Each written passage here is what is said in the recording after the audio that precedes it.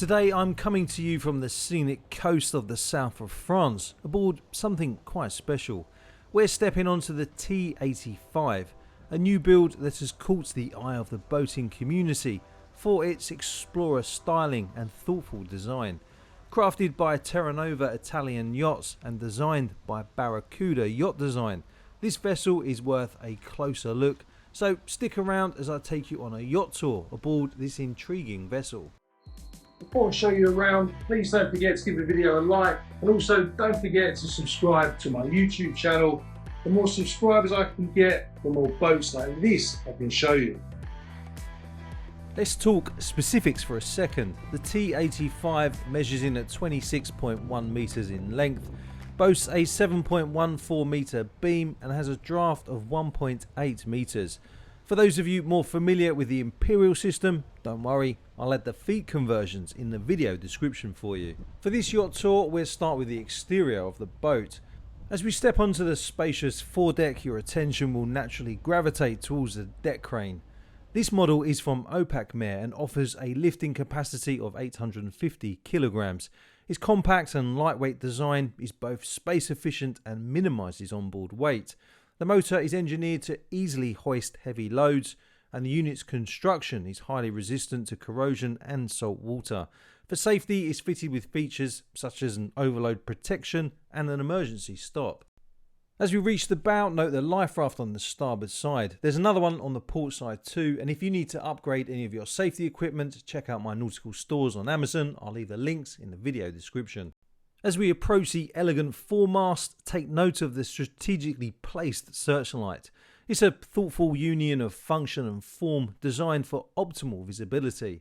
Turning our attention to the anchoring system, this T85 is equipped with not one, but two identical 125 kilogram anchors, each accompanied by a 100 metre 14mm chain. The dual Maxwell 4000 watt windlasses and forward capstans can easily handle the deployment of the anchors with precision. Having two anchors isn't just for show, it's a strategic advantage. Dual anchors improve holding power, which is crucial in strong winds or currents. They minimise boat swing in crowded anchorages and enhance manoeuvrability, allowing you to position the boat optimally. Plus, having a backup in unpredictable weather is always good. As we head aft, note the high gunnels, an important safety feature, and the handrails both atop the cap rails and on the superstructure. In the cockpit there is plenty of seating, and access to the boat via the stern is via two boarding gates, one to starboard and one over to port. Now that we've finished having a look around the exterior of the main deck, let's head inside, starting with the saloon. The design choices here echo both comfort and functionality. An L-shaped sofa meets its counterpart in a straight sofa, framing a space meant for social interaction. Parquet flooring adds a touch of classic design, while double glazed windows serve the practical needs of thermal and sound insulation. Modern amenities like a massive TV find their place without overwhelming the space. It's a well-considered blend of form and function, but what do you think? Let me know in the comments. As we venture forward from the saloon, we come upon the formal dining area, an enclave of sophistication bathed in natural light. It's hard not to appreciate the strategic placement of this space, set against a backdrop of panoramic windows. Whether you are hosting an intimate dinner or a gathering of friends, the seascape beyond becomes a part of your experience. For me, a testament to the thoughtful architecture aboard the T85. If you are wondering where the galley is, it's over here on the port side. It is outfitted with Korean countertops and an array of Miele appliances, from an induction cooker to a state-of-the-art oven. There's ample storage with two 400-litre fridges and a 160-litre freezer. But it's not just about practicality. Luxury touches like a wine cooler, a Nespresso coffee maker and a dishwasher make this a haven for any on-board chef. Cheers guys. Thank you. Thank you. As we head up to the bridge, it's worth pointing out that the vessel's new owner can pick final fixtures such as the handrail on these stairs. As we step into the wheelhouse, the technical prowess of the T85 becomes readily apparent. This navigational hub is outfitted with a Ritchie SS5000 compass and comprehensive Raymarine equipment, from the VHF radio and autopilot to the quantum radar and dual Axiom XL22 plotters.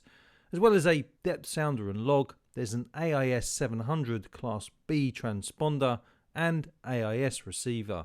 Safety is front and centre with an engine room and aft deck camera and a rudder angle indicator. The vessel is even equipped with 6 underwater lights, heightening both function and ambience.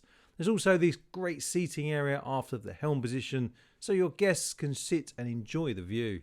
The fuses, as well as some of the electrical management systems on board, are located behind this smoked glassed cabinet.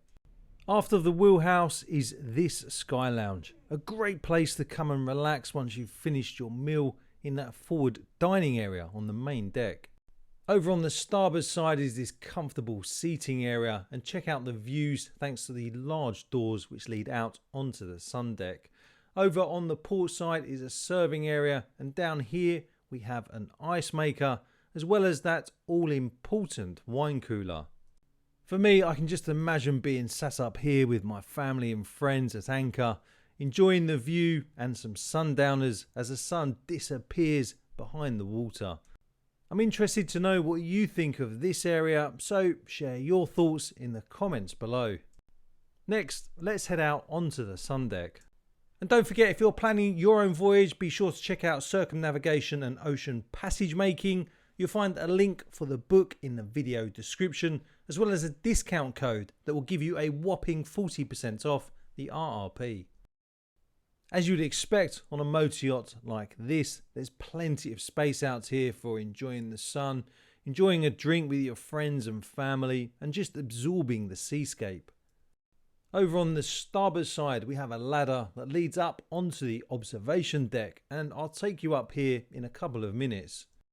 How many boats do you know with an LOA similar to this one that have an observation deck? It's great to see some more sea safety gear up here. In fact, in total, there's capacity for 24 crew and passengers to board the life rafts should the unexpected happen. As we venture around the Portuguese bridge, starting of course on the starboard side, we come across a docking station that has controls for the engine, the rudder and the bow and stern thruster. There is another docking station over on the port side as well, and you can get access into and out of the wheelhouse thanks to doors on the starboard and the port side of the wheelhouse. Portuguese bridge aficionados will of course point out that technically speaking this isn't a Portuguese bridge, but it has all the form and function of one anyway. I only know this because on one of my other videos, one of you, my viewers, pointed out that unless a Portuguese bridge has a door giving access to it from the deck, then technically it's not a Portuguese bridge. Something I didn't know. If you know any different, let me know in the comments. Here is the second docking station that I was talking about, located on the port bridge wing. And this door, again, there's one on the starboard side, meaning that the crew can get quick and ready access to the bridge wings as and when needed. So before I show you what the accommodation looks like and of course the engine room, let's head up onto that observation deck so I can show you around up there. I think for me, this has to be one of my favourite areas when it comes to the exterior spaces on board this boat. As you can see, there are plenty of sun pads up here, so it's the perfect place to come and catch some rays if you want to. Me personally, I always try and avoid the sun, so a bit more shade wouldn't go amiss. Up here there is some locker space as well, so you can stow your gear when it's not in use. And before I forget, if you haven't checked out my second channel, Boat Boy, yet, then be sure to have a look at that. It's basically about some of my favourite features on the boats that I feature. I'll leave a link in the description. I'm not sure why, but I love a decent radar mast. I think it comes from my days in the Royal Navy, but here we get a great look at the radar and also the aerials at the very top of the mast. Over on the port side, we have another seating area so you can sit back and enjoy those views. And of course, safety is important, so there's a handrail that surrounds the entire observation deck up here. And check out those views. If you haven't guessed it yet, then of course I am at the Cannes Yachting Festival. Yet again, it was another great event, and it was really nice to meet some of you, my subscribers. If you'd like to know what I'm up to in between filming, come and find me on Instagram, link in the description.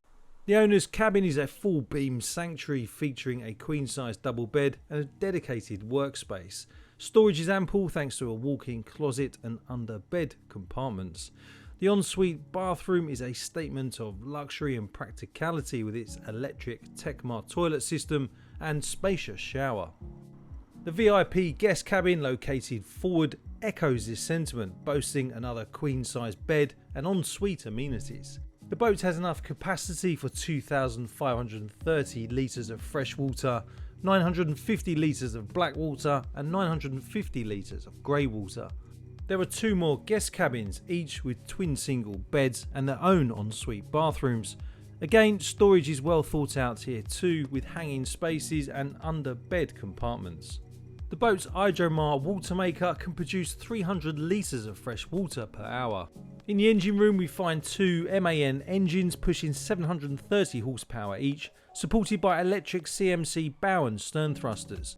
There are 2 Kohler 28 kW generators and she's fitted with 0 speed stabilisers. With a CE Category A classification, the T85 boasts an impressive range of 3,000 nautical miles, facilitated by a 9,000 litre fuel capacity split across 5 tanks. Her GRP hull carries a displacement of 91 tonnes and is capable of reaching top speeds of 17 knots and cruising comfortably at 13.5 knots. For those curious about size and capacity, she has a gross tonnage of 135 tonnes. And best of all, well, she's currently for sale. I'd like to say a massive thank you to the Vault Yacht Brokers for allowing me to come on board this boat and bring you this footage. If you've got access to a boat you'd like me to feature on my YouTube channel, be sure to get in contact with me. I'll leave my contact details in the video description. And if you are interested in finding out more about this boat, I'll leave a link to the broker's website, again in the video description. Boat shows being boat shows, I couldn't show you the crew accommodation because it was in use, but here's a look inside the crew cabin. There's enough room on this boat for 2 members of crew. I'd like to say a massive thank you to my channel members for supporting my YouTube channel. I fund these trips myself, so your monthly contribution, which costs less than a coffee, really is helpful. So thank you, and if you'd like to become a member, follow the link in the video description. Thanks for watching. If you haven't already, I'd really appreciate it if you could give the video a like, because it means that more people will get to see it. Also, don't forget to subscribe to my YouTube channel. In front of you now, I've got some of my videos and playlists which I'm sure you'll love, so feel free to check them out.